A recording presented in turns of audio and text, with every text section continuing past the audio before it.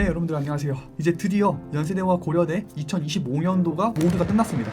이제 최종 합격 발표가 모두 다 끝이 났고요. 그 결과를 좀 공개하고자 이렇게 영상을 찍게 되었습니다. 자, 먼저 연세대학교 같은 경우는 1차에서 49명 정도가 합격을 했고요. 그 49명 중에서 공인영어 성적이 안 되어서 이제 떨어진 학생들이 한 7명 정도가 되었고요. 42명 중에서 현재 예비 앞번호 있는 학생들까지도 다 빼고요. 이제 최초 합격한 학생들은 19명으로 추산이 되었고요. 그리고 고려대 같은 경우는 이제 1차 합격자 15명 중에서 총 7명이 합격을 했습니다. 그래서 대략 이제 1차 합격자들 중에서 한 50% 정도 되는 학생들이 합격을 했고요. 이 합격한 학생들의 이제 데이터에 따라서 연세대와 고려대의 어떤 기조에 대해서 좀 말씀을 드려볼까 합니다. 자, 먼저 고려대를 이야기를 하고 싶어요. 고려대학교 같은 경우는 이번에 굉장히 특이하고 좀 놀랐던 부분이 뭐였냐면 학점은행제 출신 학생들과 이제 전문대학교 학생들도 이제 상당히 많은 합격을 했다. 그러니까 그거는 비단 저의 학생만 놓고 이야기를 드린 것은 아니고요.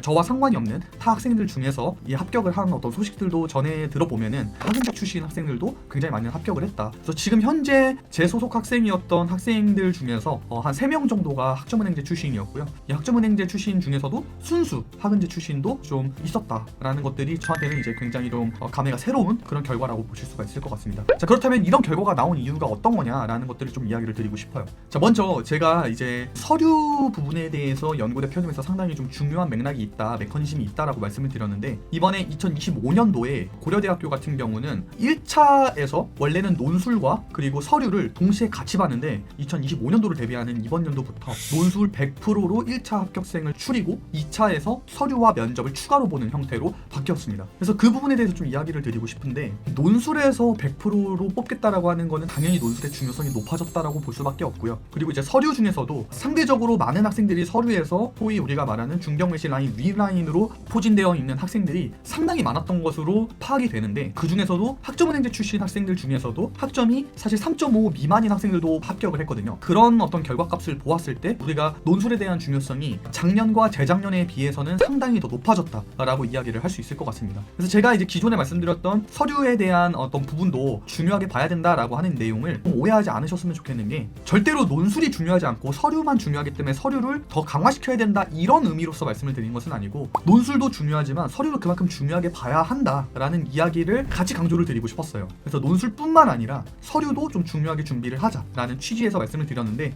이번 연도 결과에서는 서류에 대한 부분보다도 논술에 대한 부분이 조금 더 점수 배정에 있어서 훨씬 더 큰 영향력을 끼치지 않았나라는 합리적인 추론을 해볼 수가 있다라고 볼 수가 있을 것 같습니다. 네, 그렇기 때문에 이러한 유형의 학생들도 합격을 했다라고 하는 것은 사실은 모두에게 기회가 열려 있다. 이제 보통 우리가 연고대 편입이라고 하면은 굉장히 많은 학생들이 학벌이 좋은 학생들만 뽑히는 거 아니냐라는 어떤 오해를 굉장히 많이 했는데, 그 오해를 완전히 부셔버리는 결과가 나왔다라는 거죠. 그럼에도 불구하고 저는 이 얘기를 꼭 드리고 싶어요. 이 데이터만 놓고 그러면 나는 서류 준비를 안 하고 논술에만 온전히 투자를 해서 합격을 하겠다라고 이야기를 하는 것은 굉장히 잘못된 생각입니다. 본인이 어떤 서류를 준비할 수 있는 어떤 요소들이 있다라고 한다면, 저는 공인 영어 성적이 됐던 아니면 본인이 이제 학교를 다니면서 학점을 채울 수 있는 거라든가 그런 부분들이 있다면 저는 충분히 좀 대비를 하실 필요도 있다. 그런 부분들까지도 대비를 하셔야지만 다음 연도의 기조에서도 살아남을 수가 있다, 이렇게 말씀을 좀 드리고 싶어요. 네, 그래서 어찌됐든 간에 이제 고려대학교 같은 경우는 굉장히 큰 의미를 줬고, 또 이제 일반 편입과 학사 편입이 있다고 보았을 때 일반 편입에서는 현재 제가 알고 있는 명단으로는 학점은행제 출신 학생이 없습니다. 네, 그 이유는 뭐 학사에서만 학점은행제 학생을 뽑겠다 뭐 이런 거는 아닌 것 같고요. 이번에 일반 편입에서 각 학과마다 최종 합격자 1명씩만 뽑았어요. 이 학생들이 사실은 한 명에 들어가려면 3배수 안에 들어야 되기 때문에 3명 안에 들어야 돼요. 그러니까 3명 안에 들어야 되는 상당한 어떤 실력자들이라고 하는 분들이 보통은 이제 어느 정도 학구열을 좀 다진 학생들이 합격을 많이 하지 않았나라는 생각이 좀 듭니다. 만약에 TO가 넉넉하고 학사 편입처럼 많았다라고 한다면 다른 결과가 나오지 않았을까라고 조심스럽게 생각을 해보게 됩니다. 그래서 뭐 학사 편입을 준비하시는 분들은 지금처럼 TO가 넉넉하게 나온다면 기회가 많이 열려 있으니까 준비를 잘 해보시면 될 것 같고, 지난 영상에서도 말씀드렸지만 그럼에도 불구하고 고려대학교 같은 경우는 TO가 어떻게 나올지 아무도 예측을 할 수가 없습니다. 그렇기 때문에 어떤 학과를 지정을 해놓고 준비를 하는 것은 굉장히 위험하다, 이렇게 좀 생각을 해주시면 좋을 것 같아요. 자, 그리고 이제 연세대학교에 대해서 이야기를 좀 드리도록 할게요. 자, 연세대학교는 42명 중에서 이제 19명이 최초 합격을 했다라고 말씀을 드렸는데, 이번에 제가 이제 확실히 더 느꼈던 건 뭐냐면, 연세대학교는 제가 기존에 갖고 있었던 기조 구조가 더 강화된 형태로 나타났다. 그러니까 그 말씀은 어떤 말씀이냐면 서류, 그러니까 지금 유튜브 댓글로도 상당히 많이 질문을 주시는 분들이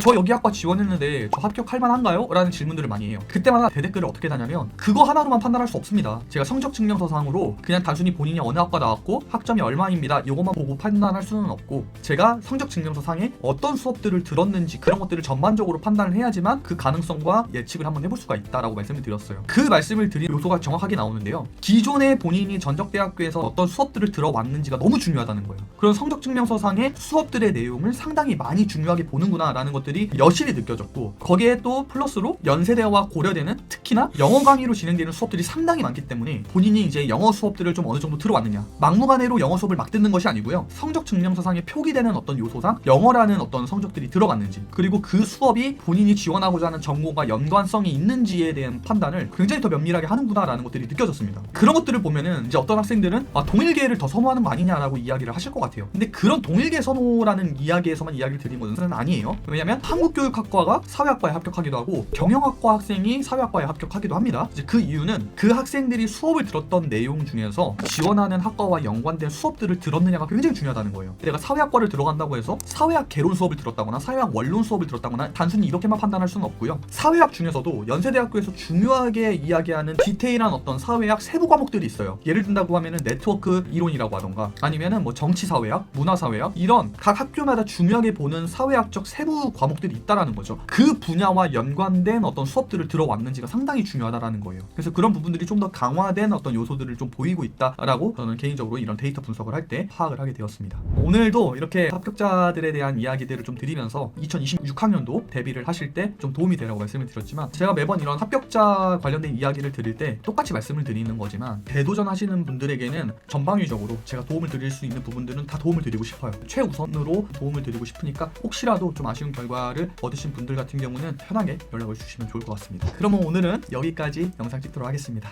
다음에 볼게요.